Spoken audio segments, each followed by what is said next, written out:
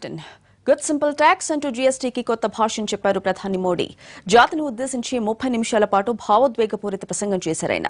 పలువురు ప్రముఖుల మాటలను ఉదాహరిస్తూ సాగిన స్పీచ్ ఆకట్టుకుంది.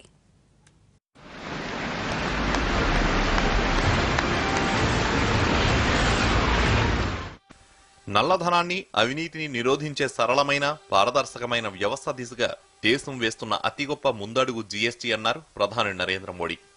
పన్నుల గురించి వివరిస్తూ ప్రఖ్యాత శాస్త్రవేత్త ఐన్స్టీన్ చెప్పిన ఓ సందర్భంలో అన్న మాటల్ని గుర్తు చేశారు. दुनिया में अगर कोई चीज समझना सबसे ज्यादा मुश्किल है तो वो है इनकम टैक्स. ये अल्बर्ट आइंस्टाइन ने कहा था. मैं सोच रहा था अगर वो यहां होते तो पता नहीं ये सारे टैक्स देख करके क्या कहते, क्या सोचते. కఠోరమైన శ్రమ ప్రయత్నం చేస్తే అసాధ్యాన్ని కూడా సుసాధ్యం చేయవచ్చన్నారు మోడీ.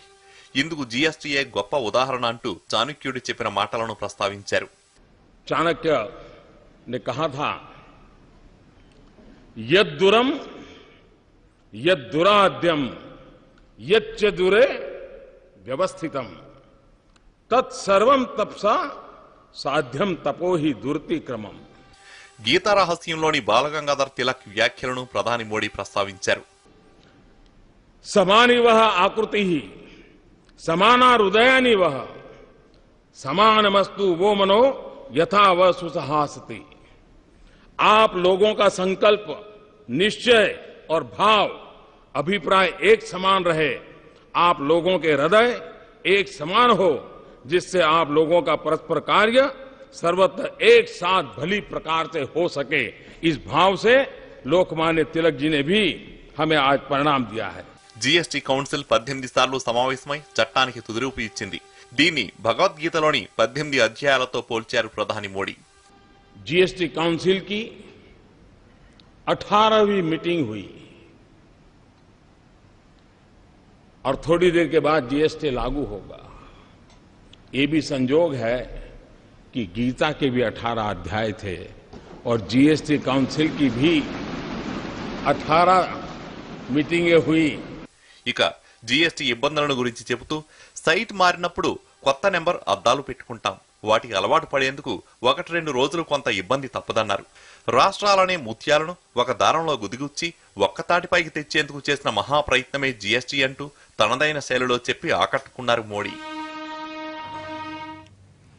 జీఎస్టీ ప్రారంభ కార్యక్రమం సందర్భంగా పార్లమెంట్ సెంట్రల్ హాల్ అధిరత మహారథులతో నిండిపోయింది. రాజకీయ, సినీ, వ్యాపార దిగ్గజాలు ఈ కార్యక్రమానికి హాజరయ్యారు. ఎటు చూసినా విద్యుత్ దీపకాంతులతో వెలుగులే వెలుగులు. 2 దశాబ్దాల తర్వాత పార్లమెంట్ సెంట్రల్ హాల్లో అర్ధరాత్రి జరిగిన జీఎస్టీ ప్రారంభ సమావేశం ఘనంగా సాగింది. దాదాపు 800 మందికి పైగా ప్రతినిధులు ఈ కార్యక్రమానికి హాజరయ్యారు. దేశంలోని టాప్ లీడర్స్ తో పాటు సినీ స్టార్స్, పారిశ్రామికవేత్తలు ఈ వేడుకలో భాగస్వామ్యమయ్యారు. అత్యంత సుందరంగా ముస్తాబు చేసిన పార్లమెంట్ సెంట్రల్ వేదికపై రాష్ట్రపతి ప్రణబ్ ముఖర్జీతో పాటు ఉపరాష్ట్రపతి హమీద్ అన్సారీ, ప్రధాని మోడీ, మాజీ ప్రధాని దేవేగౌడ, స్పీకర్ సుమిత్రా మహాజన్, ఆర్థిక మంత్రి అరుణ్ జైట్లీ ఆసీనులయ్యారు. మాజీ ప్రధాని మన్మోహన్ సింగ్ కూడా వేదికపైన కూర్చోవాల్సి ఉండగా ఈ వేడుకను బహిష్కరించాలని కాంగ్రెస్ పార్టీ నిర్ణయించడంతో ఆయన హాజరు కాలేదు. బీజేపీ జాతీయ అధ్యక్షుడు అమిత్ షాతో పాటు సీనియర్ నేత అద్వానీ, ఎన్సీపీ అధినేత శరద్ పవార్ వేడుకలో పాల్గొన్నారు. బాలీవుడ్ మెగాస్టార్ అమితాబ్ బచ్చన్ తో ప్రముఖ గాయని లతా మంగేష్కర్, ప్రముఖ పారిశ్రామికవేత్త రతన్ టాటా ఈ చారిత్రాత్మక వేడుకలో భాగస్వామ్యమయ్యారు.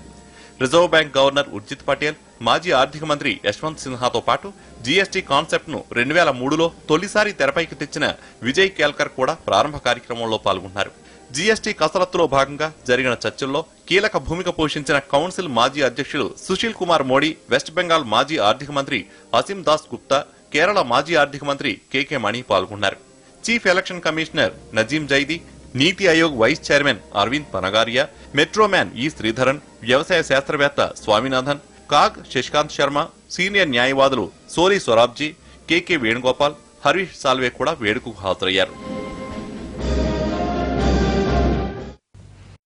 జీఎస్టీ ప్రారంభ వేడుకల్ని బహిష్కరించాలన్న కాంగ్రెస్ వ్యూహం బెడిసికొట్టిందా?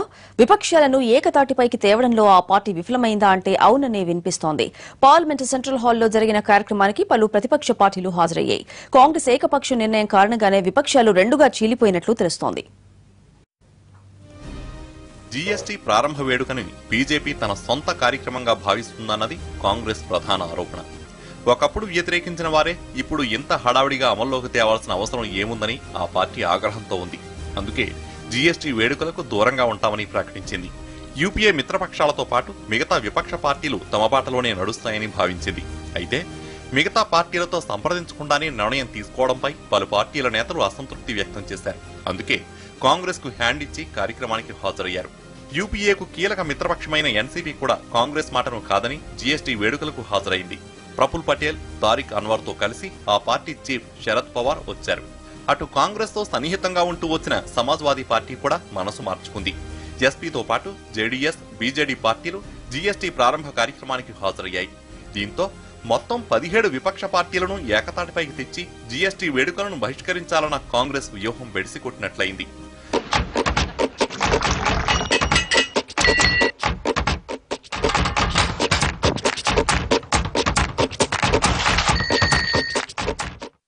కాంగ్రెస్ తో పాటు తృణమూల్ కాంగ్రెస్, వామపక్షాలు, డీఎంకే, బీఎస్పీ, ఆర్జేడీ పార్టీలు జీఎస్టీ ఆరంభ వేడుకలకు దూరంగా ఉన్నాయి.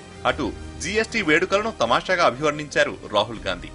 అటు చేనేత రంగానికి జీఎస్టీ నుంచి మినహాయింపు ఇవ్వాలంటూ పార్లమెంటు గాంధీ విగ్రహం వద్ద కాంగ్రెస్ ఎంపీ రాపోలు ఆనంద్ భాస్కర్ ఆందోళన చేపట్టారు. కాంగ్రెస్ జీఎస్టీ వేడుకలకు దూరంగా ఉండడంపై బీజేపీ మండిపడింది. దేశమంతా సంబరాలు చేసుకుంటుంటే కాంగ్రెస్ కు నచ్చడం లేదని విమర్శించారు కేంద్ర మంత్రి వెంకయ్య నాయుడు. జీఎస్టీ అమలుతో దేశ ఆర్థిక ముఖ చిత్రం పూర్తిగా మారిపోతుందన్నారు కేంద్ర మంత్రులు. ఇది ఎన్డీఏ సర్కార్ సాధించిన గొప్ప విజయంగా అభివర్ణించారు.